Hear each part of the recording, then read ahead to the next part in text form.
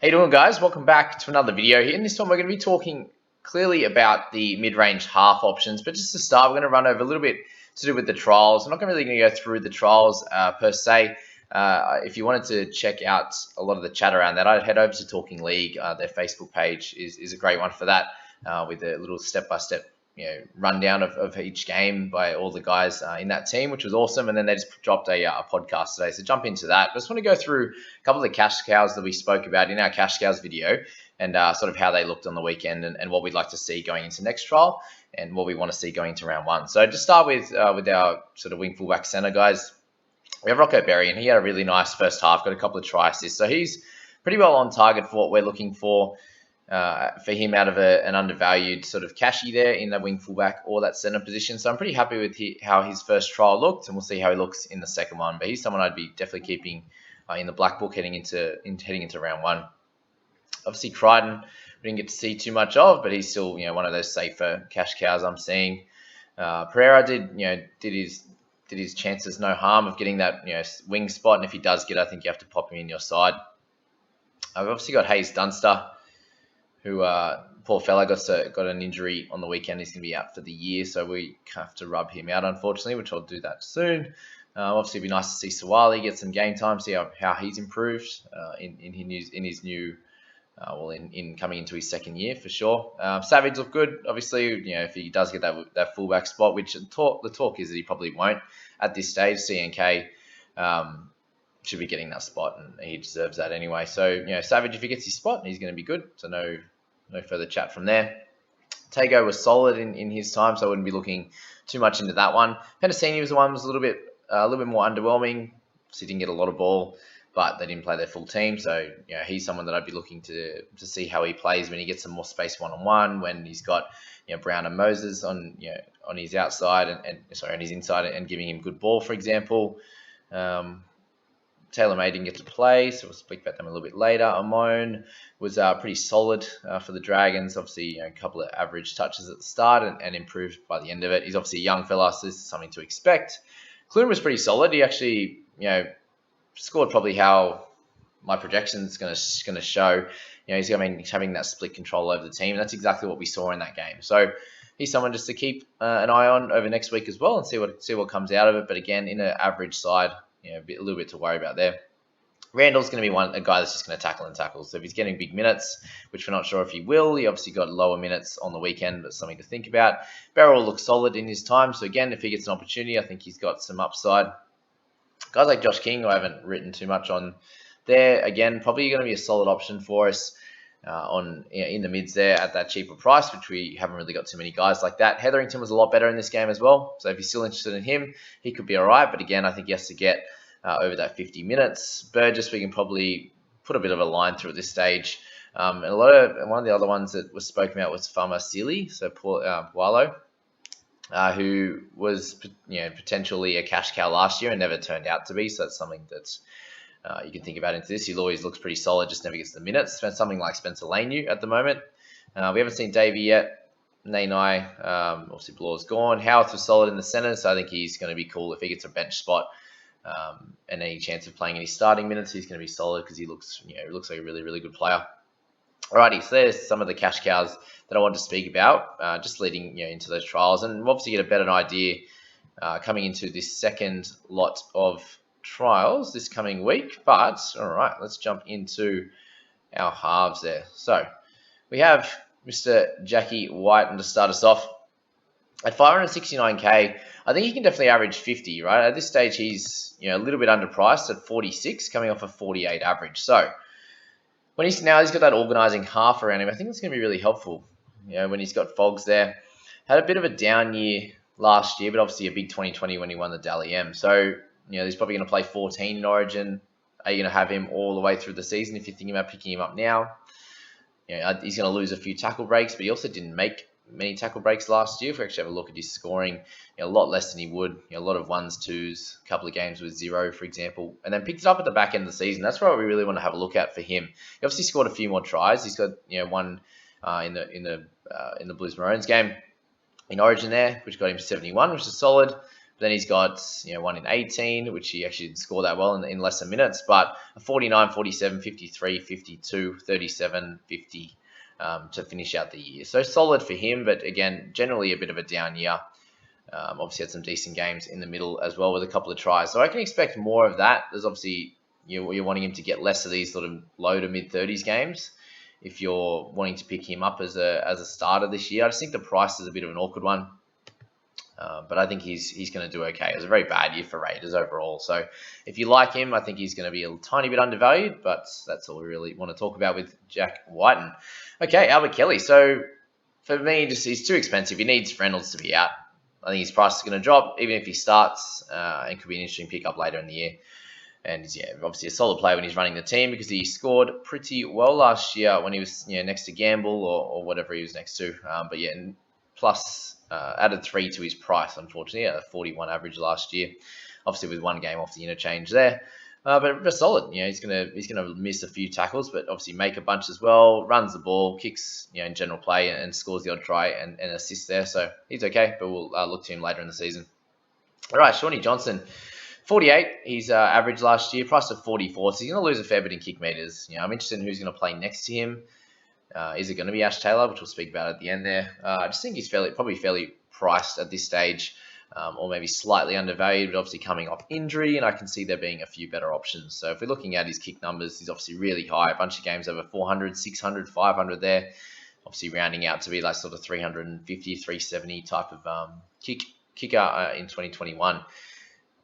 Can score the odd try, but and kick the odd goal, but try assist is where he's money's made.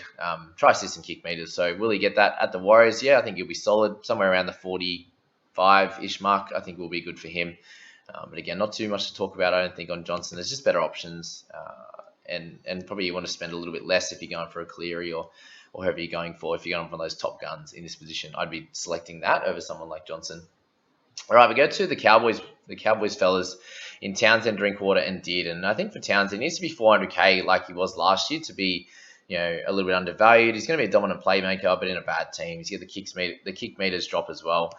So I think you got to pass on Chatty there. Obviously a 47 average. That started with him scoring amazingly in that first sort of 7 to 8 games, and a couple of decent ones at the back end of the year for the Warriors as well.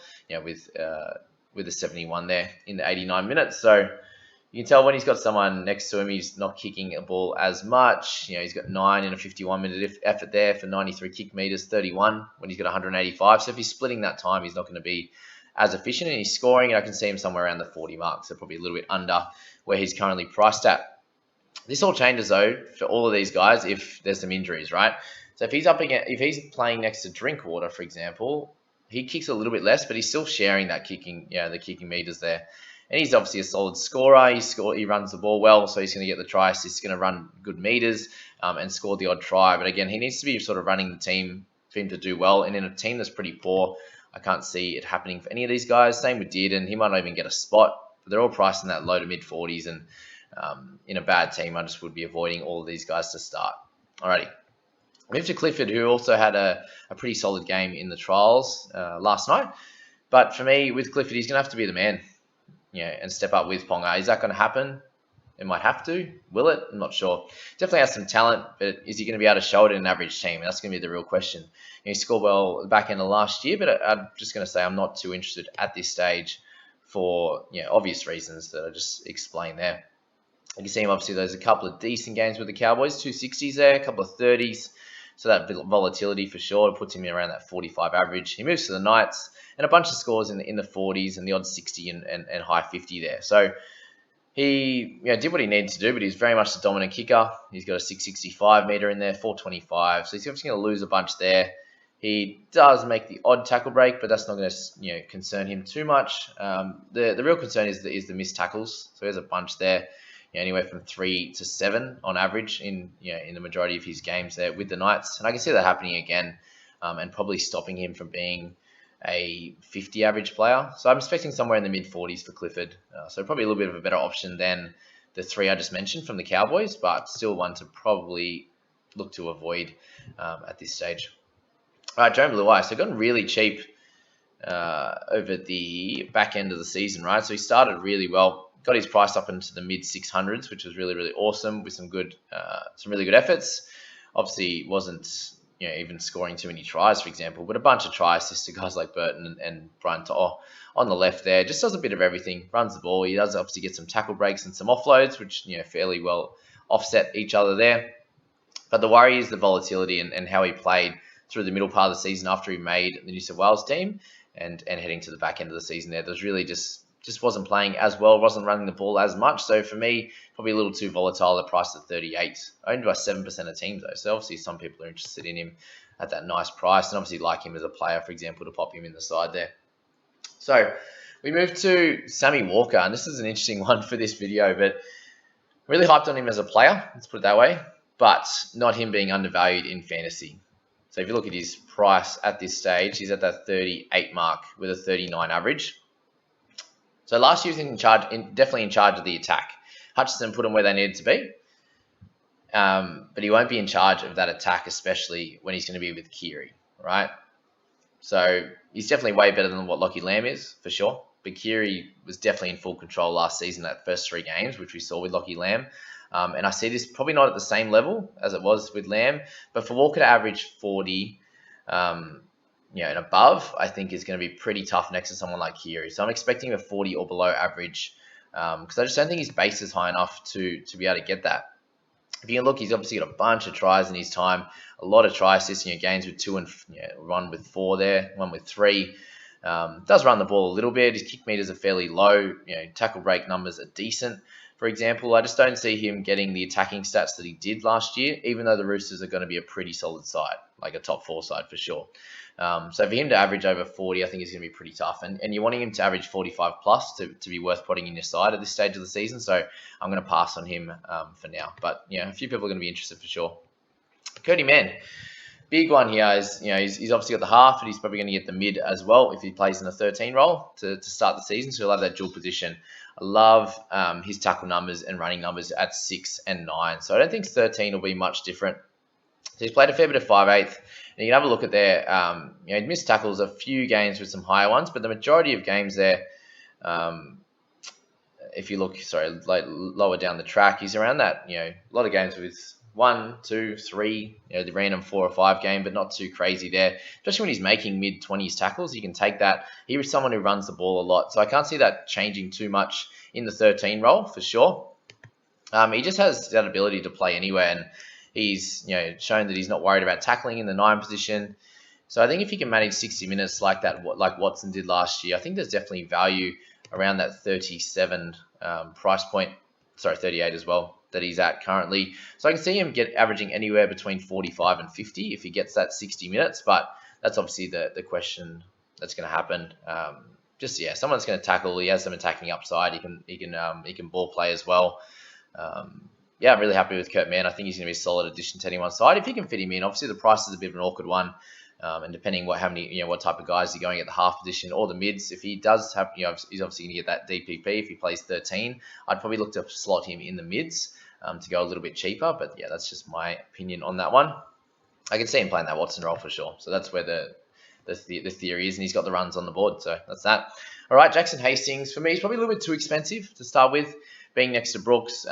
Keen to see a little bit more from him before round 1 though, and see if he's improved a fair bit since his time in England. But not someone I'm too interested in. I'd rather be going Mann, for example, over Hastings for sure at this point. Even Sammy Walker.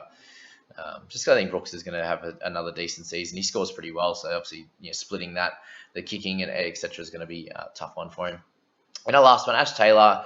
Just don't see much upside next to dominant half in Shaunie Johnson, for example. Even if he gets the spot, that's the other question as well. I fell for the trap of picking him up at the start of the year a few years ago, and I thought he'd turned a corner and he was having a few issues in his personal life and stuff like that. And he came back and he was a very similar player. So super talented, but hasn't exactly shown it for a big stretch of time at NRL level. Obviously, his first bunch of years were really, really cool.